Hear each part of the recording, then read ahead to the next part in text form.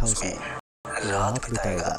उसने सुना था कि चंबल का इलाका डकैतों और रहस्यों से भरा है, लेकिन वो इन बातों को पुरानी कहानियों का हिस्सा मानता था। प्लेटफार्म के कोने में जहाँ रोशनी मध्यम थी, तो वहाँ पर एक किन्नर खड़ा था। उसका चेहरा भारी मेकअप से ढका हुआ था। लाल लिपस्टिक, काजल की मोटी रेखाएं और माथे पर चमकती हुई बिंदिया। उसकी साड़ी चटक लाल थी, जो हवा में हल्के से लहरा रही थी। करण ने उसकी ओर देखा और उस किन्नर की आंखें उससे टकराई। वे आंखें बहुत ही गहरी थी, जैसे काले कुएं जिनमें कुछ अनकहा रहस्य छुपा था। तभी करण ने अपनी जेब से कुछ नोट निकाले और किन्नर की ओर बढ़ा। उसने सुना था कि किन्नरों को पैसा देना शुभ होता है। तभी उस किन्नर ने पैसे लेते हुए उसकी हथेली को हल्के से छुआ, तो उसका स्पर्श इतना ठंडा था कि करण के रोंगटे खड़े हो गए। उस किन्नर ने एक मुस्कान भी दी, लेकिन उस मुस्कान में कुछ था जो करण को बेचैन कर गया। तभी वो स्टेशन से बाहर निकला और पास के एक छोटे से गेस्ट हाउस में एक कमरा ले लिया। गेस्ट हाउस बहुत ही पुराना था, दीवारें नम थी और लकड़ी का बिस्तर था। कमरे में एक टिमटिमाती ट्यूबलाइट थी जो बार बार झपक रही थी। तभी करण ने अपना बैग बिस्तर पर रखा और खिड़की खोल दी। बाहर चांदनी रात थी, लेकिन चंबल की नदी के किनारे का सन्नाटा उसे परेशान कर रहा था। तभी उसने खिड़की बंद कर दी और वो बिस्तर पर लेट गया। उसे नींद भी नहीं आ रही थी, क्योंकि उसकी आंखों के सामने किन्नर की वो मुस्कान बार बार उभर रही थी। तभी वो रात गहरी होने लगी और कमरे में अचानक ही ठंडक बढ़ गई। करण ने कंबल खींचा, लेकिन ठंड कम ही नहीं हुई। उसे लगा कि कोई कमरे में है, तो उसने आंखें खोलकर इधर उधर निगाहें घुमाई, लेकिन वो कमरा खाली था। पर फिर भी हवा में एक अजीब सी गंध थी, जैसे सड़े हुए फूलों की। तभी उसने अपने दिल की धड़कनों को सुना, तो वो बहुत ही तेज हो रही थी। तभी अचानक ही ट्यूबलाइट एक बार जोर से झपकी और वो बुझ गई और चारों तरफ अंधेरा छा गया, जैसे कोई काला पर्दा कमरे पर गिर गया हो। तभी करण ने अपने फोन की टॉर्च जलाई, तो उसकी रोशनी पूरे कमरे में फैल गई, लेकिन उसे कुछ दिखाई नहीं दिया। पर फिर भी उसे लगा कि कोई कोने में खड़ा है, तो उसने टॉर्च की रोशनी कोने की ओर घुमाई, लेकिन वहां भी कुछ नहीं था। पर उसका दिल अब जोर जोर से धड़क रहा था और फिर उसने खुद को समझाया कि ये सब उसका वहम है। लेकिन तभी उसने अपने कंधे पर एक ठंडा स्पर्श महसूस किया, जिसके चलते वो चौंक कर पलटा, लेकिन वहां पीछे कोई नहीं था। तभी उसकी सांसें तेज हो गई और उसने फोन को कसकर पकड़ा और वो बिस्तर से उठ खड़ा हुआ। पर कमरे का दरवाजा तो बंद था, लेकिन उसे लगा कि कोई बाहर खड़ा है। तो उसने कानों को तेज किया, तो उस सन्नाटे में एक हल्की सी फुसफुसाहट सुनाई दी, जैसे कोई उसका नाम पुकार रहा हो। करण, वो आवाज इतनी धीमी थी कि वो समझ ही नहीं पाया कि यह हवा का शोर है या कुछ और। उसने दरवाजे की ओर देखा, पर दरवाजे के नीचे से एक हल्की सी छाया हिलती दिखाई दी, जैसे कोई बाहर खड़ा हो। पर उसका गला सूख गया था। उसने हिम्मत जुटाकर वो दरवाजा खोला, लेकिन उस वक्त गलियारा पूरा खाली था। गेस्ट हाउस की मध्यम रोशनी में दीवारों पर अजीब सी परछाइयां बन रही थी। वो वापस से कमरे में आ गया और अपना दरवाजा बंद कर लिया। तभी उसने सोचा कि वो सुबह होने तक जाएगा, लेकिन जैसे जैसे रात गहरी होती गई, तो उसे अपने शरीर में एक अजीब सा भारीपन महसूस होने लगा। पर उसकी पलकें अब भारी होने लगी थी, जैसे कोई उसे नींद में खींच रहा हो। वो बिस्तर पर लेट गया, लेकिन उसका दिमाग अभी भी उस किन्नर की आंखों में खोया हुआ था। पर उसे लगा कि वो आंखें अभी उसे देख रही हैं, कमरे के अंधेरे में कहीं छुपी हुई है। लेकिन अचानक ही उसे अपने पैरों पर कुछ रेंगता हुआ महसूस हुआ। तभी उसने झटके से कंबल हटाया, लेकिन कुछ नहीं था वहां पर फिर भी वो सनसनाहट उसके पूरे शरीर में फैल गई। फिर उसने टॉर्च फिर से जलाई और उसने बिस्तर के नीचे देखा, तो वहां पर कुछ था, एक लाल कपड़ा जो हवा में हल्के से हिल रहा था। फिर उसने डरते हुए उसे छुआ। ये वही लाल साड़ी थी जो किन्नर पहने हुए था, पर उसका दिल अब जोर से धड़क रहा था। तभी उसने साड़ी को उठाया, लेकिन वो इतनी ठंडी थी कि उसकी उंगलियां सुन्न हो गई। अब रात के आखिरी पहर में करण को लगा कि अब वो अपने शरीर में नहीं है, यानी कि उसका दिमाग एक अजीब से कोहरे में डूब रहा था। उसे सपने में चंबल की नदी का किनारा दिखाई दिया, जहाँ पर वो किन्नर खड़ा था। पर उसकी आंखें बहुत ही ज्यादा गहरी थी, जैसे दो काले भंवर जो उसे अपनी ओर खींच रहे थे। तभी करण ने खुद को छुड़ाने की कोशिश की, लेकिन वो उसका सिर हिल ही नहीं रहा था। पर किन्नर की छाया अब उसके करीब आ रही थी और उसकी मुस्कान अब और भी भयानक हो गई थी। तभी अगली सुबह की पहली किरण उसके कमरे में आई और फिर करण की आंख खुल गई तो वो बिस्तर पर पड़ा था, पसीने से तर। कमरे में सब कुछ वैसा ही था, लेकिन वो लाल साड़ी गायब थी। तभी उसने अपना बैग उठाया और वो गेस्ट हाउस से बाहर निकल गया। स्टेशन पर ट्रेन तैयार थी तो उसने एक बार पीछे मुड़कर देखा, लेकिन वो किन्नर कहीं नहीं थी। पर फिर भी उसे लगा कि कोई उसे अभी भी देख रहा है। पर सुबह की धुंधली रोशनी में चंबल स्टेशन का प्लेटफार्म और भी ज्यादा उजाड़ लग रहा था।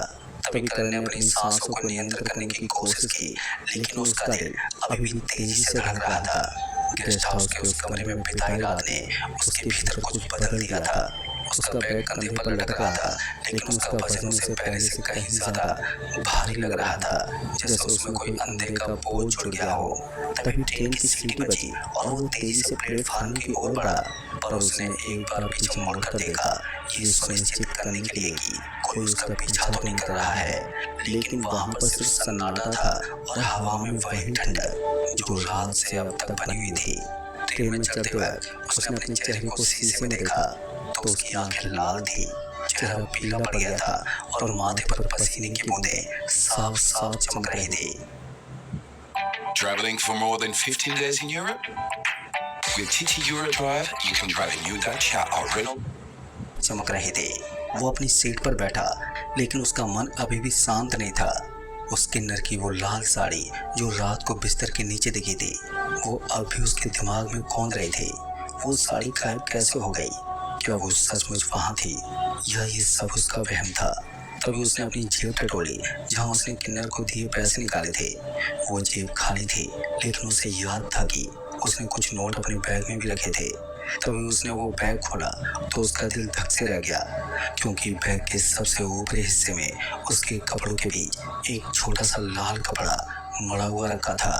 वो वही साड़ी का टुकड़ा था, चटक लाल, ठंडा, और उसमें वही सड़ी हुई फूलों की गंध थी। पर करण ने उसे छूने की हिम्मत नहीं की।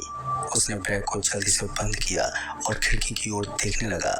ट्रेन भी अब चल पड़ी थी और चंबल का स्टेशन धीरे धीरे पीछे छूट रहा था, लेकिन उसका मन अभी भी उसी रात में अटका हुआ था। बाहर के दृश्य धुंधले हो रहे थे। चंबल नदी का किनारा, जंगल के घने पेड़ और दूर दूर तक फैली बंजर जमीन। उसने सुना था कि चंबल का ये इलाका सिर्फ डकैतों के लिए नहीं, बल्कि पुरानी आत्माओं के लिए भी बेहद ही मशहूर है। उसने इन बातों को हमेशा अपनी हंसी में उड़ा दिया था, लेकिन अब उसका विश्वास डगमगा रहा था। ट्रेन की रफ्तार बढ़ने के साथ साथ करण को अपने शरीर में एक अजीब सी कमजोरी महसूस होने लगी। उसकी उंगलियां बेहद ही ठंडी थी और उसका सिर चकराने लगा था। उसने अपनी आंखें बंद की, लेकिन अंधेरे में उसे फिर से वही आंखें दिखाई दी, किन्नर की गहरी काली आंखें जो उसे घूर रही थी। तभी उसने झटके से अपनी आंखें खोली तो सामने की सीट पर एक बूढ़ा आदमी अखबार पढ़ रहा था और बगल में एक महिला अपने बच्चों को सुला रही थी। उस वक्त सब कुछ सामान्य लग रहा था, लेकिन करण को लग रहा था कि वो इस ट्रेन में अकेला है, जैसे बाकी के लोग सिर्फ छायाएं हों। पर रात होने से पहले ट्रेन एक और स्टेशन पर रुकी।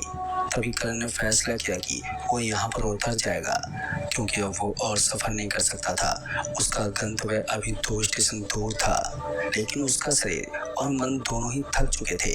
वो स्टेशन के बाहर निकला और एक छोटी सी धर्मशाला में उसने कमरा लिया। ये धर्मशाला बेहद ही पुरानी थी, लेकिन गेस्ट हाउस की तुलना में थोड़ी साफ सुथरी थी। कमरे में एक छोटा सा मंदिर था जिसमें माँ दुर्गा की एक मूर्ति रखी थी। तभी करण ने मूर्ति के सामने सिर झुकाया, शायद इसलिए कि उसे अब किसी दैवीय शक्ति की जरूरत महसूस हो रही थी।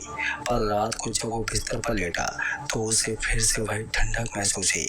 कमरे की खिड़की बंद थी, लेकिन हवा में एक अजीब सी सनसनाहट थी। तभी उसने अपना बैग देखा जो कमरे के कोने में रखा था, पर उसे डर था कि अगर उसने बैग खोला तो वो लाल कपड़ा फिर से उसे दिखाई देगा।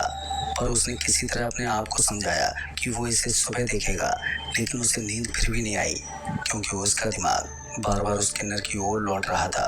उसकी वो मुस्कान, उसका ठंडा स्पर्श और उसकी आंखों में छुपा वो रहस्य, ये सब उसे अंदर तक हिला रहा था। पर अचानक ही कमरे की रोशनी झपकी। तो करण ने चौंक कर ऊपर देखा तो ट्यूबलाइट फिर से स्थिर हो गई, लेकिन अब कमरे में एक हल्की सी छाया दिखाई दे रही थी। वो छाया दीवार पर थी, लंबी और पतली। तभी करण ने अपने फोन की टॉर्च जलाई और दीवार की ओर देखा, लेकिन वहां पर कुछ भी नहीं था। फिर भी उसे लगा कि वो छाया हिल रही है, जैसे कोई धीरे धीरे उसके करीब आ रहा हो।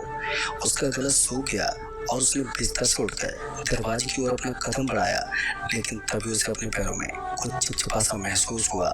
तभी उसने नीचे देखा तो फर्श पर लाल रंग का एक द्रव फैल रहा था, जिसे खून, लेकिन उसमें वही सड़े फूलों की गंध थी, जिसे देखते करण का शरीर कांपने लगा। और उसने दरवाजा खोलने की कोशिश की, लेकिन वो भी जाम था। उसने पूरी ताकत लगाई, लेकिन वो दरवाजा नहीं हिला। फिर वो खिड़की की ओर दौड़ा, लेकिन खिड़की भी अटक गई थी। कमरे में अब ठंड इतनी बढ़ गई थी कि उसकी सांसें हवा में भाप बनकर दिख रही थी। तभी उसने पीछे मुड़कर देखा तो वो छाया अब साफ नजर आ रही थी, एक लंबी आकृति जिसके सिर पर लंबे बाल लहरा रहे थे। वो आकृति धीरे धीरे करण की ओर बढ़ रही थी। तभी उसने अपनी आंखें बंद कर ली और वो माँ दुर्गा का नाम जपना शुरू कर दिया, लेकिन उसके कानों में फिर से वही फुसफुसाहट गूंजी। दोस्तों, उस रात करण को लगा कि वो अपने शरीर से बाहर निकल रहा है। उसका दिमाग एक अंधेरे भंवर में डूब रहा था। उसे अपने सपने में चंबल नदी का किनारा दिखाई दे रहा था।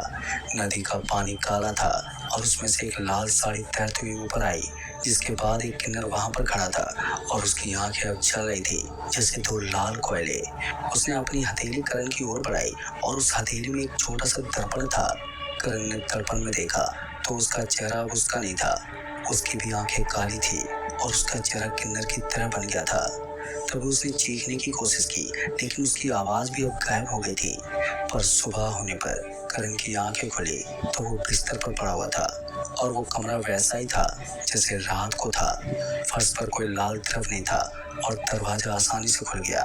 फिर उसने बैग खोला तो अब वो लाल कपड़ा गायब था, लेकिन उसकी उंगलियों में अभी भी वही ठंडक थी और उसका चेहरा अभी भी पीला था। फिर वो धर्मशाला से बाहर निकला और स्टेशन की ओर बढ़ा। ट्रेन में चढ़ते वक्त उसने एक बार फिर अपने चेहरे को शीशे में देखा तो उसकी आंखों में कुछ बदल गया था। वे अब पहले जैसी नहीं थी। करण अपने गंतव्य पर पहुंचा, लेकिन वो अब वही करण नहीं था। वो दिन रात उस किन्नर की छाया को महसूस करता था। हर रात जब वो सोने की कोशिश करता तो उसे लगता कि कोई उसके कमरे में है। हर बार जब वो दर्पण में देखता तो उसे लगता कि उसकी आंखें अब उसकी नहीं है। चंबल की उस रात ने उसे हमेशा के लिए बदल दिया था। तो दोस्तों, इस कहानी में बस इतना ही। कहानी आपको पसंद आई हो तो वीडियो को लाइक शेयर कमेंट जरूर कर दें। तो मैं आपका दोस्त राजकुमार जल्द ही मिलूंगा ऐसी एक और भूतिया कहानी के साथ। तब तक के लिए बाय एंड टेक केयर।